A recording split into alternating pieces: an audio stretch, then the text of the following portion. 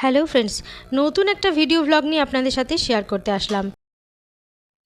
আমি গতকালকে একটা ভিডিওতে জানিয়েছিলাম বিকালবেলায় কোথাও ঘুরতে যাওয়া হবে। সেই ঘুরতে যাওয়ার ভিডিওটাই আপনাদের সাথে শেয়ার করছি। বিকালবেলাতে আমি আদু এবং আদুর বাবা তিনজনে চলে গেলাম একটা মলে। ওখানে চলে যাওয়ার পরেই ব্যাস আদুর পছন্দ হয়ে গেল এই টাইগারটা। এখানে বিভিন্ন রকমের গেম রয়েছে, গেমসগুলো ছোট থেকে বড় সবাই খেলতে পারে। এই গেমসগুলো খেলার জন্য একটা কার্ড আগে কিনে নিতে হয়, সেই কার্ডে পয়েন্ট থাকে, সেই হিসাবে এই গেমগুলো খেলতে পারা যায়। আদু যেহেতু অনেক ছোট, আদু কিন্তু প্রথমে খেলতে পারছিল না, কিন্তু এই মজার মজার মেশিনগুলোর সামনে দাঁড়িয়ে ও খুব মজা পাচ্ছিল। 2020-তেই আমরা দিল্লি এবং পুনেতে এই গেম পার্লারে প্রচুরবার গেম খেলেছি। তখন আদু ছিল না, আদুর দাদার সাথে মানে আমার দিদির ছেলের সাথে দিদি, আমি, জামাইবাবু এবং আমার হাজব্যান্ড মিলে সবাই মিলে গেছি এবং অনেকবার গেম খেলেছি। এখানে একটু জোর করে আদুকে বসানো হলো যে ও একটু এনজয় করুক, কিন্তু ও একটু ভয় পাচ্ছিল, আমার কোলে চলে এসেছে। ছুটির দিনগুলোতে এবং বিকালবেলায় একটুখানি ঘোরাঘুরি করার জন্য এই জায়গাটা কিন্তু একদম অ্যাপ্রোপ্রিয়েট। এই গেমটা একটা রেসিং বাইকের গেম, এটা খুব ভালোভাবে চালালে আপনি ফাস্ট হতে পারেন। দিল্লি আর পুনেতে কিন্তু যখন এই গেমগুলো খেলতে পারবেন, তখন আপনি যদি ফার্স্ট সেকেন্ড হন তাহলে পয়েন্ট বাড়বে এবং টিকিট কালেক্ট করা যায়। সেই টিকিটগুলো কালেক্ট করে টিকিটের পয়েন্টগুলোকে জমিয়ে আরও কিছু গেম খেলা যায়। আপনি যদি ফার্স্টও হন তাহলেও কিন্তু পয়েন্টটা কালেক্ট করাও যাচ্ছে না, টিকিটটাও দিচ্ছে না। এটা খুবই বাজে করেছে, যে টিকিটটা যদি পাওয়া যেত তাহলে কিন্তু আরও পয়েন্ট বাড়তো। যেরকম আমরা শপিং করি, শপিং মলে শপিং করার পরে ফোন নাম্বারটা নেওয়ার পরে যে পয়েন্টটা জমে সেটা দিয়ে আমরা আবার শপিং করতে পারি, ঠিক সেই রকমই কিন্তু খেলাও যায়। আমাদের এখানে সেই সিস্টেমটা করেনি, পয়েন্ট আমরা কালেক্টও করতে পারবো না এবং টিকিটও দেবে না। যেরকম একটা এটিএম কার্ড থাকে সেই রকম একটা কার্ড আছে, তার মধ্যে টাকা জমা আছে, সেই টাকা দিয়ে এখানে একটা সোয়াইপ মতন করতে হবে আর টাকাটা কেটে নেবে। কোথাও 59, কোথাও 49, কোথাও 39 কেটে নেবে।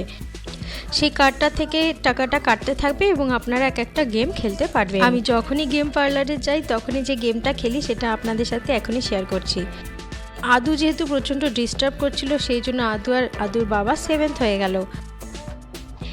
এটা এরকমই গেম, সামনে যে স্ক্রিনটা রয়েছে এই হ্যান্ডেলটা মানে হাতের এই হ্যান্ডেলটা দিয়ে সেখানে জল দিতে হবে, অরিজিনাল জল, সেটা দিয়ে স্প্রে করে ওই কার্টুনগুলোকে মারতে হবে। এটা খুবই মজার, এটা আমি বহুবার খেলেছি। আমি যখনই গেম পার্লারে যাই শুধু এই গেমটাই খেলতে পছন্দ করি।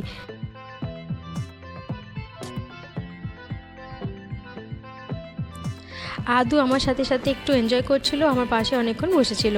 ওখানে আমরা 3বার খেলেছি।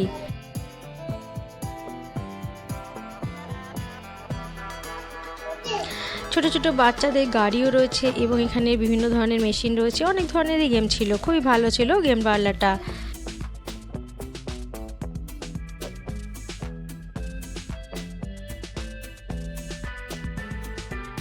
এটা আমাদের ওখানে একদম নতুন হয়েছে। আপনারা যদি চান আমি ঠিকানা দিয়ে দেবো, আপনারা আমাকে কমেন্ট বক্সে কমেন্ট করে জানাবেন আপনারা ঠিকানাটা জানতে চান নাকি, তাহলে আমি ঠিকানা দিয়ে দেবো। অনেক ছোট বড় বাচ্চারা সবাই বিভিন্ন রকম গেম খেলছিল, আদুও বেশ মজা পাচ্ছিল। সেই জন্য আদু বিভিন্ন মেশিনের সামনে এই দেখুন এটা স্টিয়ারিং নিয়ে দাঁড়িয়ে আছে, এখানে ও খুব মজা পাচ্ছিল।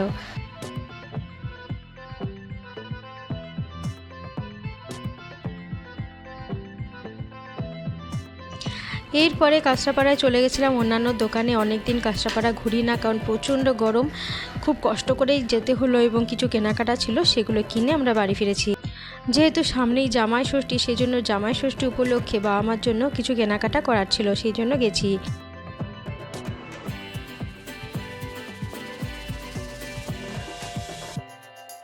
আর কাঁচরাপাড়া যাওয়া মানে কিছু তো খেতেই হবে, সেই জন্য ভাবছিলাম কোন দোকানে যাওয়া যায় এবং কি খাওয়া যায়। কিন্তু প্রচণ্ড ট্রাফিক ছিল, রাস্তাঘাট এত জ্যাম ছিল যে একদম অস্বস্তি লাগছিল, কতক্ষণে যে ঘরে আসবো সেটাই ভাবছিলাম।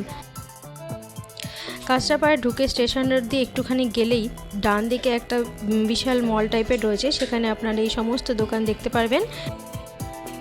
সেখানে রয়েছে কুর্তি, বাচ্চাদের জামা কাপড়, ছেলেদের বিভিন্ন ধরনের shirt, T shirt, pant, jeans, সমস্ত কিছু এখানে পেয়ে যাবেন। আদুর দুটো ফ্রক নেওয়ার ছিল, অনেক কিছু কেনা হয়েছে এখান থেকে। এর পরের ভিডিওতে আমি দেখাবো কি কি কেনাকাটা করেছি। এই প্রচণ্ড গরমে রাত্রেবেলা ঘরে রান্না করা সম্ভব হচ্ছে না, সেই জন্য বাইরে থেকে একটু কেনাকাটা করে এনেছি। ডিনারে খেয়েছিলাম রুটি আর কড়াই পনির। পাঁচু কপাল বলে যে রেস্টুরেন্ট আছে সেখান থেকে আমরা কড়াই পনিরটা নিয়েছি। প্রচণ্ড ঝাল ছিল কিন্তু ভালো লাগছিল। এই ছিল গতকালকের ভ্লগ। আগামী দিনে আমি আরও ভ্লগ নিয়ে আপনাদের সাথে শেয়ার করব। সকলেই ভালো থাকবেন, সুস্থ থাকবেন।